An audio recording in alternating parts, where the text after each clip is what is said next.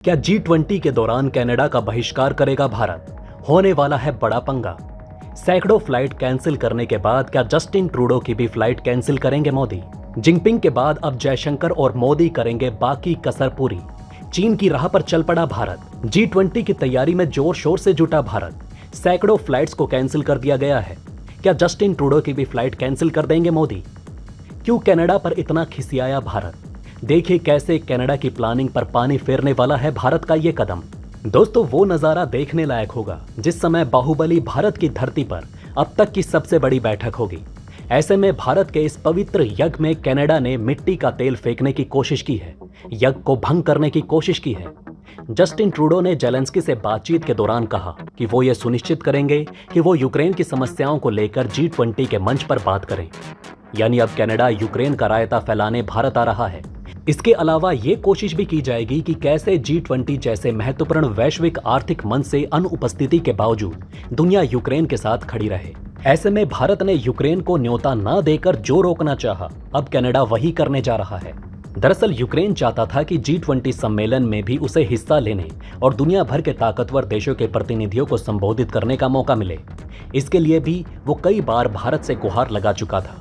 हालांकि इस बारे में भारत ने ना तो कोई वादा किया था और ना ही अब तक कोई फैसला किया था, लेकिन अचानक भारत ने यूक्रेन को ना बुलाकर ना सिर्फ यूक्रेन को बल्कि पूरे यूरोप को तगड़ा घसीटा है।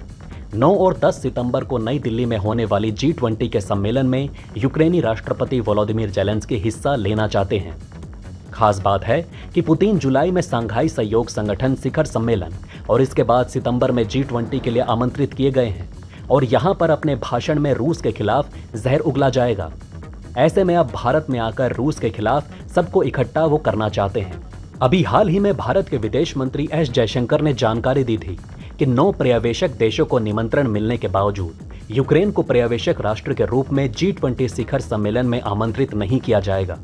इसके बाद कनाडियाई प्रधानमंत्री जस्टिन ट्रूडो की तरफ से टिप्पणी आई है कि यूक्रेन की अनुपस्थिति के बावजूद उनके मुद्दों को वैश्विक मंच के जरिए साझा करने की कोशिश करेंगे। आपको बता दें कि भारत के इस कदम से जस्टिन ट्रूडो को बहुत दर्द हुआ, क्योंकि किसी के भी दुख से इन्हें काफी दर्द होता है और अब ये भारत की व्यथा खराब करना चाहते हैं, लेकिन ये नहीं जानते कि भारत ने इनकी भी तगड़ी व्यवस्था कर रखी है। जी हाँ दोस्तों, जस्टिन ट्रूडो जो सोचकर भारत में हड़कंप मचाने आ रहे हैं, उनका सोच धरा का धरा रह जाएगा और भारत की मार पड़ेगी सो अलग। भारत ने इनके लिए कुछ ऐसा सोच रखा है कि इनकी पुंगी बजना तय है। दरअसल बात यह है कि खालिस्तान की वजह से भारत ब्रिटेन के संबंध ठीक नहीं चल रहे। अब भारत ब्रिटेन के बीच में इस तरह के रिश्ते बहुत खराब माने जा रहे हैं। ऋषि सुनक से तो कुछ और ही उम्मीद की जा रही थी। इससे काफी अच्छे संबंध तो भारत के पहले ही थे। खालिस्तानियों ने भारत की नाक में दम कर रखा है। आए दिन इनका नया ड्रामा शुरू हो जाता है। भारत में रहकर ये कुछ उखाड़ नहीं सकते, इसलिए इन्होंने अब कनाडा और इंग्लैंड जैसे देशों में अपनी दुकान खोल रखी है। इनकी दुकान इन देशों में चलती भी बहुत है। इसके पीछे की वजह यह है कि ये दोनों देश भारत से जल भुन उठते हैं, क्योंकि भारत समय समय पर इनके फेक डेमोक्रेसी वाले प्रोपेगेंडा को दुनिया के सामने एक्सपोज करता रहता है। इसलिए इन देशों की चिढ़ भारत से बढ़ गई है और यही वजह है कि ये इन खालिस्तानियों के खिलाफ कोई कदम नहीं उठाते। हाल के दिनों में कनाडा भारत से दुश्मनी की राह पर चलने लगा है। वो चाहे कश्मीर मुद्दा हो, चाहे किसान आंदोलन हो या फिर खालिस्तान का कनाडा, हर बार भारत के खिलाफ जा रहा है। अभी हाल ही में खालिस्तान के मुद्दे को लेकर दोनों देशों में बहुत गर्मागर्मी हुई। इसलिए भारत ने भरी सभा में कनाडा को घेरने का प्लान बनाया। अगर इस योजना से सांप भी मर जाए और लाठी भी ना टूटे तो इससे अच्छा और क्या होगा। देखिए, कनाडा भारत को लेकर हमेशा विरोधी रहा। इससे भारत को कनाडा पर दबाव बनाना जरूरी भी हो गया था।